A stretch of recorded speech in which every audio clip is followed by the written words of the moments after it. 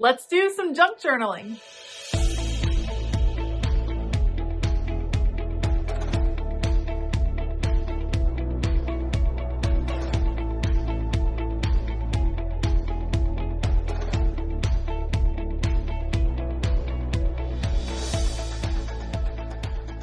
Hey y'all, I'm Elisa, the Scrappy Wife behind ScrappyWife.com, and I'm super excited. This is a new junk journal. I've only done one page in this junk journal, and junk journaling just is calling to my heart right now, and it is what I want to do, and I want to experiment and play and have fun with it. And I thought I would bring you guys along on this kind of new journey for me. So today I'm going to do a junk journal layout. You might be wondering why I haven't decorated the cover of my junk journal. I'm not ready yet. I want to do a few pages. I want to kind of hone in on what I like, what brings me joy. And then once I figure that out, then I will create a cover, do and decorate the cover. And I'll certainly share that with you guys. So today I'm going to just dive in. I have a lot of random things, some cards. I have little bits of paper here and there, stickers, collage pieces. We're just gonna have fun putting paper on page. I'll kind of explain to you my thought process behind some of these things.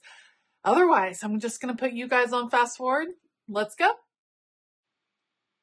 I have to be totally honest. This is the first time in a while that I have felt nervous for a project. I'd like to just let you know I've been planning on starting a junk journal for probably 6 weeks now. I've been gathering supplies. I've been organizing them. I've been pinning different pictures. I've been looking at videos. I have wanted to start this junk journal, and there's just been something that's been holding me back. I feel like I thought I was going to do it wrong. I felt like, what if no one was into junk journaling? What if my junk journal pages end up being ugly? What if it's just, I don't know. I don't know what I thought, but there was definitely a little bit of fear surrounding doing something that feels a little bit new. And I find that really funny because is this really new? Isn't this something that we've all done in the past when we were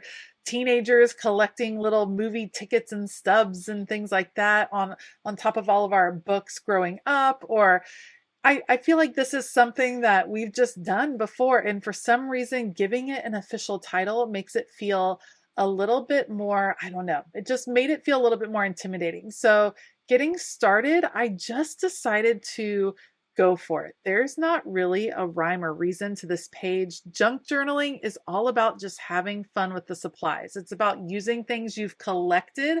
For instance, that is a greeting card that I picked up in Seattle. That's also a Starbucks postcard where I cut out the mermaid from it. It's just about little bits and pieces that you find in different places. And then for me, about mixing those with some of the beautiful supplies that I know and love. I have a ton of craft supplies, a ton of ephemera, and paper ephemera is probably my favorite go-to craft supply. So getting a chance to use it in some different ways, I find very creatively exciting. And the irony of me being nervous about this is that junk journaling is supposed to be whatever you want. There are no rules. You can line things up all in perfect rows if you like. You can do a collage. You can bring in mixed media. You can add photos. You can do junk journaling with just stickers. There really aren't any rules. And I just found it really interesting when I just stopped and noticed how much I was doing in order to put off actually starting the project. I have a whole junk journal station in my craft studio as we speak, and I, in my head, thought I have to do all of this before I even start a junk journal. That is laughable at this point, but I think it's something we've all experienced. I've heard people say it many times, especially with Bible journaling. They think that they have to have all of the right supplies and all of the right ideas in order to get started. I see it with planners. They want to know exactly where to put stickers before they just start putting things down on the page.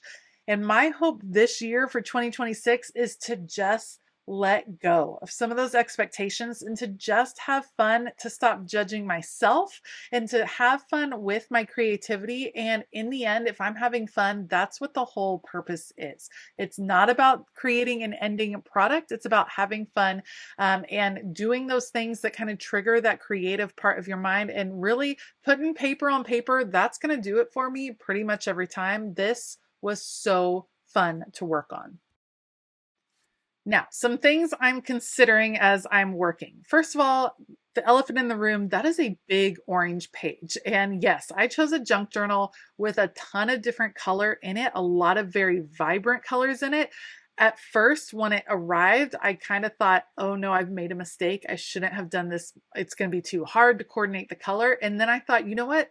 I'm going to just go with that. These colors are neutrals, which is weird. They're not neutrals. They're vibrant colors, but I'm not going to really consider the color too much. I'm just going to go for it, putting things on the page, and I'm grabbing scraps from my stash, pulling out different stickers that I've had literally for years and years. And it feels so great to just get to use all of the different things.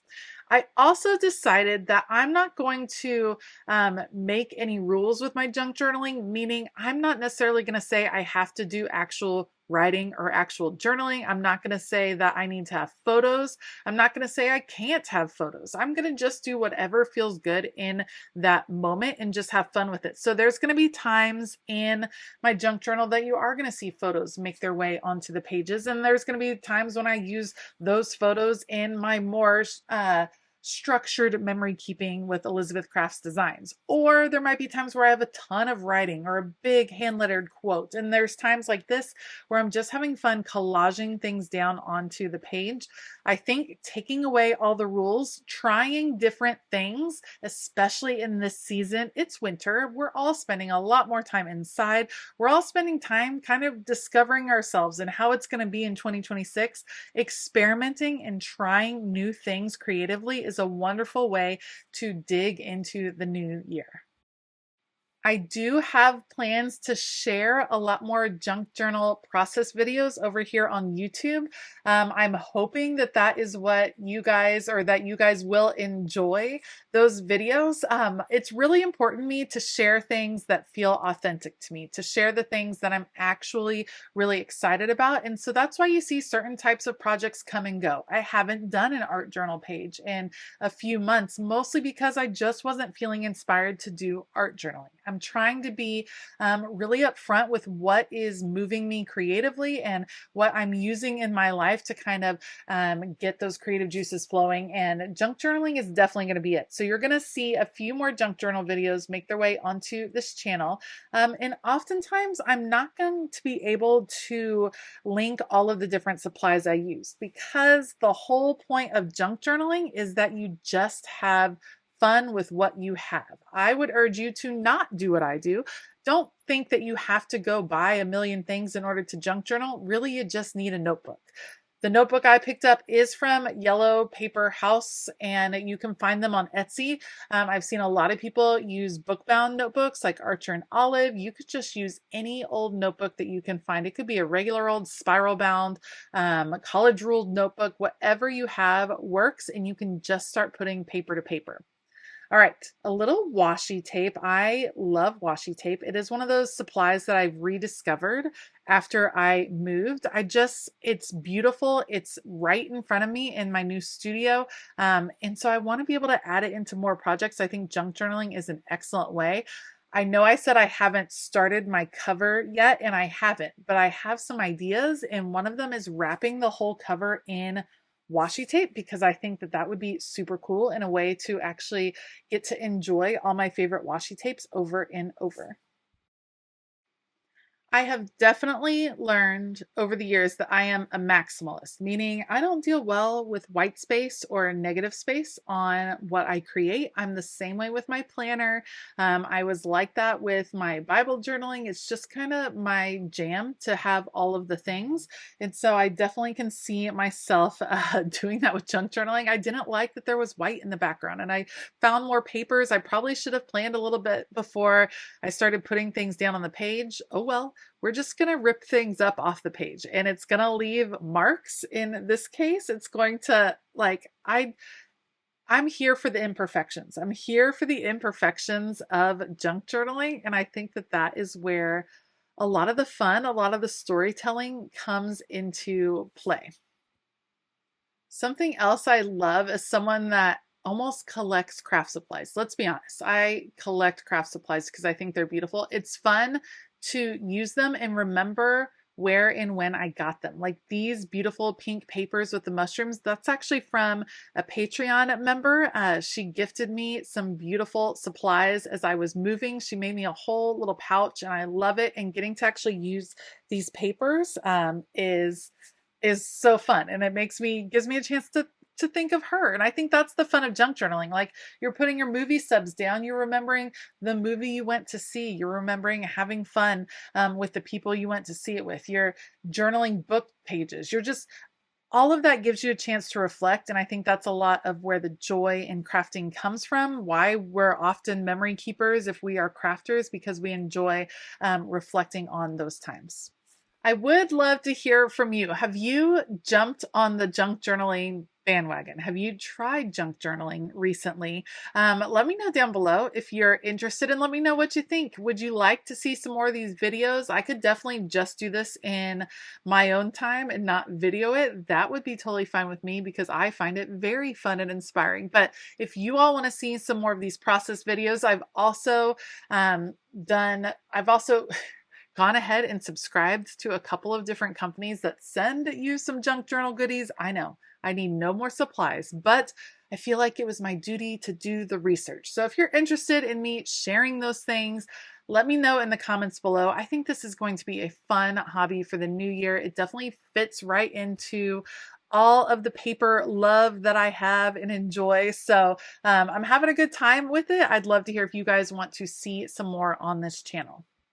I will say, before I wrap up this page in this video, I did learn something, and I did see myself go a little bit too far, and I was struggling with the orange that was peeking out on the right side. I wanted to bring orange a little bit more to the left side. There's already orange on the left side. There's some in the mushroom paper. I could have left it alone, but I ended up grabbing a paint pen and bringing some orange dashes over to the left-hand side.